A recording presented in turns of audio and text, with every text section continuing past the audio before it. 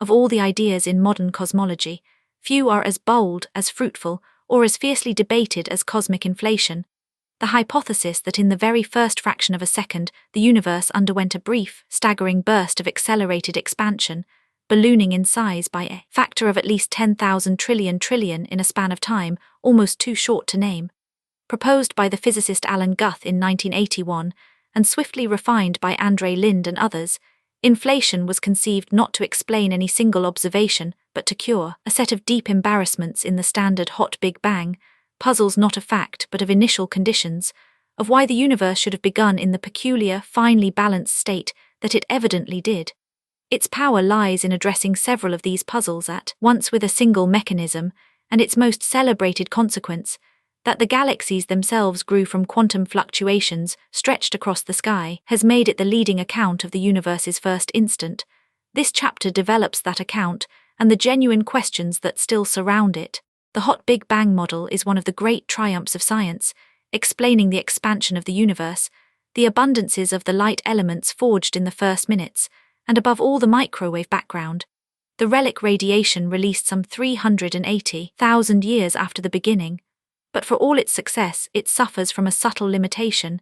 It is a model of how the universe evolved from a given starting state, not a theory of that starting state itself. Feed it the right initial conditions and it reproduces the cosmos we see, but it offers no reason why those initial conditions should have held. And by the late 1970s, too, features of those conditions had come to look like extraordinary coincidences, demanding fantastically precise fine-tuning for no apparent reason. The first was the sheer uniformity of the universe on the largest scales, the second was the near-perfect flatness of its geometry. Neither was a contradiction, the model could accommodate both by simple assumption, but each was a conspiracy of initial conditions that cried out for a dynamical explanation. Consider first the uniformity, which cosmologists call the horizon problem. The microwave background is the same temperature in every direction to about 1 part in 100,000, an almost unbelievable smoothness. The trouble is that in the standard picture, most of the regions we see could never have been in contact. Light has a finite speed and the universe a finite age, so any point can only have influenced a limited patch around it. And when one traces the geometry back, the causal horizon at the moment the background was released subtended a mere degree or two on today's sky. Points farther apart than that, let alone points on opposite sides of the heavens, lay entirely beyond one another's reach, having never exchanged so much as a ray of light. Yet the sky is carved into perhaps 10,000 or 100,000 such causally isolated patches, and every one of them shares the same temperature to that same fantastic precision. In the standard model there is simply no mechanism to enforce it. The uniformity must be assumed, a coincidence of breathtaking scale. Inflation cures this at a stroke. The key is that during a burst of accelerated expansion, the relationship between causal contact and cosmic distance is turned on its head. A small region, small enough in the earliest moments to have already smoothed itself out and reached a common temperature by ordinary physical processes, is seized by the inflationary expansion and stretched, in that fleeting instant, until it swells to encompass everything that will ever become our observable universe. The uniformity of the microwave background is then no mystery at all. It simply reflects the uniformity of a single, originally minuscule patch that was in perfect contact with itself before inflation blew it up to cosmic size. What looked like a conspiracy among 100,000 strangers becomes the natural sameness of what was once a single, tiny, thoroughly mixed neighborhood, inflated in the blink of an eye to fill the sky. The second puzzle concerns the shape of space. The geometry of the universe depends on its total density. Too much and space curves back on itself and is closed, too little and it curves away and is open, and only at one precise, critical density is space exactly flat.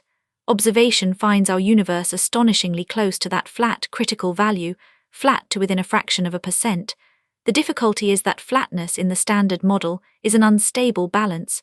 Any tiny departure from the critical density grows relentlessly with time, tipping the universe ever further toward open or closed.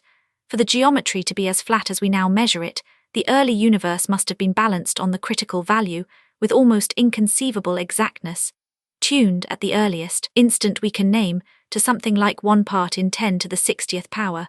A pencil balanced on its point for the age of the cosmos would be less remarkable. Here again is a fine-tuning of staggering severity, and no reason offered for it.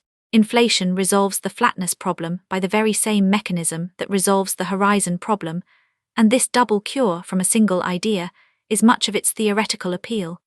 During the accelerated expansion, any initial curvature of space is driven relentlessly toward flatness, smoothed out exponentially as the universe balloons. A patch of space, however curved it began, is stretched so enormously that any curvature is flattened beyond detection, just as the surface of a balloon looks flatter the more it is inflated. Around 60 doublings of the inflationary expansion, the canonical figure, are enough to iron out any generic starting curvature to far below anything we could ever measure. Inflation thus does not require the universe to begin finely tuned to flatness. It manufactures that flatness from generic, untidy initial conditions, and the same runaway expansion sweeps away any unwanted relics of the earliest moments, including the heavy magnetic monopoles that certain theories predicted, whose threatened overabundance had been the very problem that first set Guth thinking. What could drive such an expansion? The engine of inflation is a scalar field, a kind of energy that fills space and takes a single value at each point, which cosmologists call the inflaton. The crucial fact is that accelerated expansion requires a substance with a strange property, a large negative pressure, a tension rather than a push. And a scalar field supplies exactly this whenever its energy is dominated not by its motion, but by its position, by its potential energy, the energy stored in the field simply by virtue of the value it holds. When that potential energy overwhelms the field's kinetic energy, the field behaves almost exactly like a cosmological constant, an energy of empty space that does not dilute as the universe grows, and it drives a near-exponential, runaway expansion. The whole trick of inflation, then, is to arrange for a scalar field to sit for a while in a state of high, slowly changing potential energy, and to let that energy blow up the universe. This is the slow roll picture. Imagine the inflaton's potential energy as a landscape, and the field as a ball rolling across it. Where the landscape is nearly flat, the ball rolls slowly, its energy dominated by its height rather than its speed, and inflation proceeds. When at last it reaches a steep descent toward the valley floor, it accelerates, the potential energy is spent, and inflation ends. For the expansion to solve the horizon and flatness problems, the field must roll slowly enough to sustain roughly 60 doublings. 60 factors of the number e of expansion. 60 such doublings multiply every length by a factor of 10,000 trillion, so that the entire observable universe today descends from a patch that, when inflation began, was vastly smaller than a single proton. Guth's original version stumbled on how to bring inflation to a graceful end, but within a year Linde, and independently Albrecht and Steinhardt, found the slow-roll solution, and Linde's later chaotic models showed that even the simplest potentials could set the whole process going from generic beginnings. Inflation must end, and end in the right way, handing the universe over to the hot, dense, radiation-filled state that the success of nucleosynthesis demands. But by the close of inflation, the exponential expansion has emptied and chilled the universe almost completely, sweeping away any pre-existing matter and leaving essentially all the energy locked in the inflaton's potential. The process that converts that vast reservoir back into a teeming hot plasma of ordinary particles is called reheating. As the field tumbles into the valley of its potential, it oscillates rapidly back and forth, and it sheds its energy by decaying into the particles to which it couples, which collide and thermalize into a hot bath. Reheating sets the starting temperature of the hot Big Bang and thus winds up the clock for everything that follows: the electroweak transition, the forging of the elements, the release of the microwave background. It is the bridge from the abstract inflationary epoch to the concrete, well-tested cosmology of the first 3 minutes. And now comes inflation's most profound and least expected gift. A perfectly smooth inflating universe would reheat into a perfectly smooth hot Big Bang, and a perfectly smooth universe would have no galaxies, no clusters, no structure of any kind, for there would be nothing for gravity to grip. But the inflaton is not a classical field, it is a quantum one, and the laws of quantum mechanics forbid it from being perfectly still. It must ripple with tiny, irreducible fluctuations, a restless quantum jitter present on every scale. In an ordinary universe, these fluctuations would be fantastically small and fantastically fleeting, but inflation seizes them too and stretches them along with everything else, blowing microscopic quantum tremors up to astronomical size and freezing them permanently into the fabric of the cosmos. The seeds of every galaxy that would ever form were, on this picture, sown by the quantum uncertainty of a field in the universe's first unimaginably brief instant. The mechanism by which this happens is worth following carefully. As inflation stretches a given ripple, its wavelength grows until it exceeds the horizon, the distance over which physical influence can act, and at that moment the ripple is, in effect, frozen, too large for any causal process to smooth it away. It locks in as a permanent variation in the density of that region of space. Mode after mode on scale after scale exits the horizon in this way and freezes. Then long after inflation has ended, as the ordinary expansion slowly lets the horizon catch up again, these frozen ripples re-enter, one by one, and stand revealed as the primordial lumps and dips in the cosmic density. Gravity does the rest. Over billions of years, it draws matter into the denser regions, deepening them into the halos, galaxies, clusters, and vast filamentary web that fill the universe today. Every structure we see is the grown-up form of a quantum fluctuation, stretched across the sky and made solid by gravity. Because the rate of inflationary expansion is very nearly constant, ripples of every size are stretched and frozen with nearly the same strength, and this yields a sharp, testable prediction. The spectrum of primordial fluctuations should be very nearly the same on all scales, scale-invariant, a form that had been guessed on grounds of pure elegance in the 1970s, and that inflation now derived from first principles.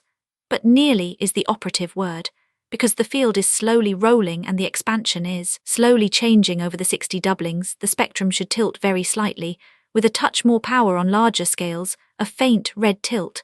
This is a precise number, and the microwave background measures it.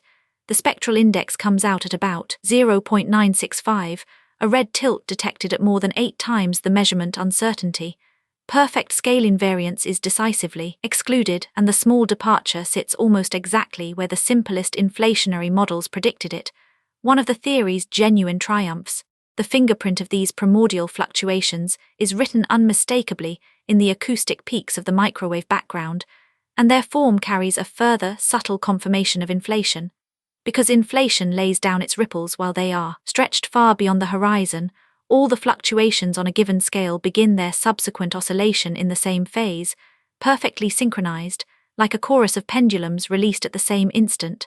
This coherence is exactly what produces the sharp, regular harmonic series of peaks that we observe, and it is a signature that the seeds were sown before they could have been in ordinary causal contact, precisely inflation's hallmark, and something that theories which lay down structure by later, causal means struggle to reproduce.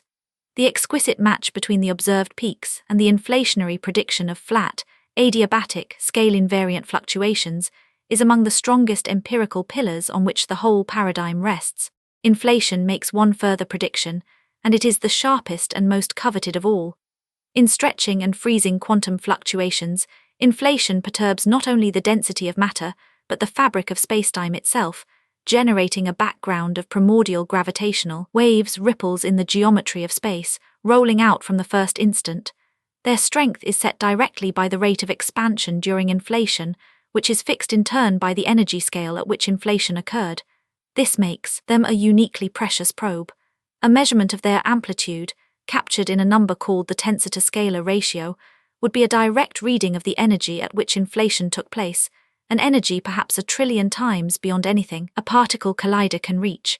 No other conceivable experiment reaches so near the scale of quantum gravity, which is why the hunt for these primordial waves is sometimes called the search for a window onto the birth of space and time itself. The way to detect those primordial waves is through their imprint on the polarization of the microwave background. Gravitational waves stamp a distinctive curl-like pattern. Cosmologists call it a B-mode, onto the polarized light of the background on large angular scales, a pattern that ordinary density fluctuations simply cannot produce.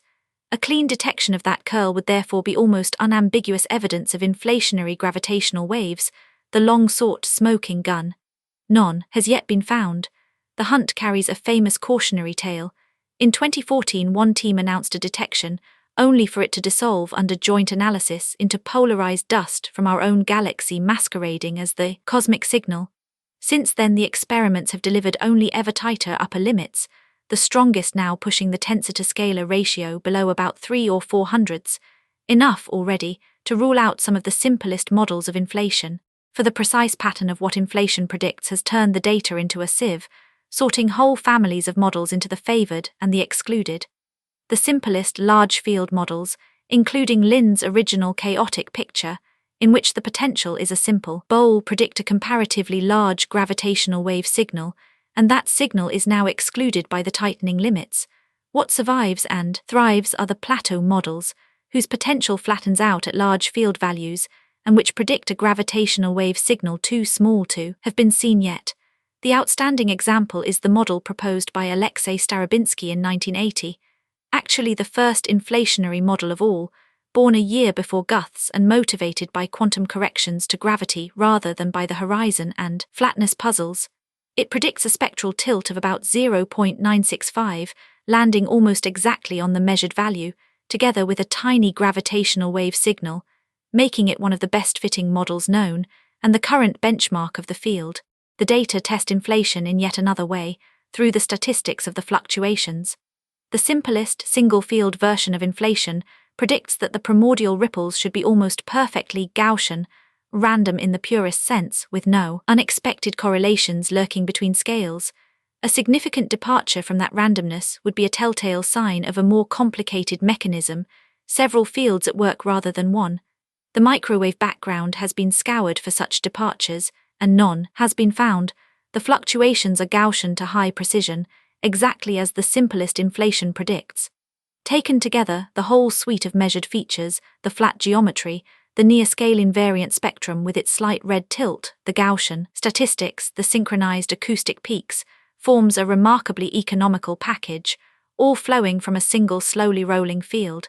It is this economy, more than any one measurement, that has made simple inflation so compelling a fit to the data, and yet the decisive test still lies ahead. The favored plateau models all predict a gravitational wave signal just below the reach of today's instruments, tantalizingly close, but not yet in hand. The next generation of experiments is being built precisely to close that gap. New observatories on the ground, such as the Simons Observatory and the planned CMB Stage 4 array, and a dedicated satellite, LightBird, are all designed to hunt for the primordial curl pattern down to the level the plateau models predict.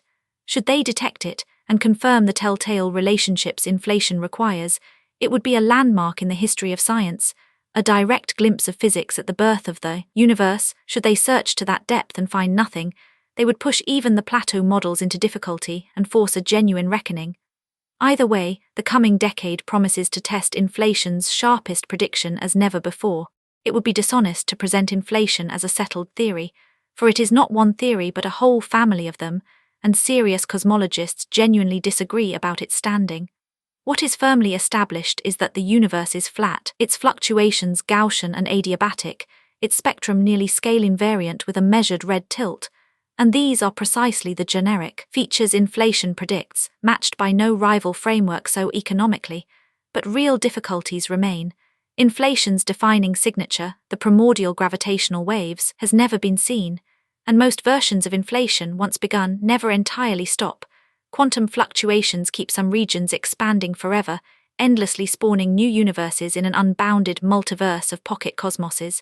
This raises a deep and unresolved worry. The measure problem, that without a way to assign probabilities across an infinity of universes, it becomes unclear what inflation actually predicts at all, a critique that thoughtful physicists, among them a co-founder of the theory itself, have pressed with real force. Nor is inflation the only game in town.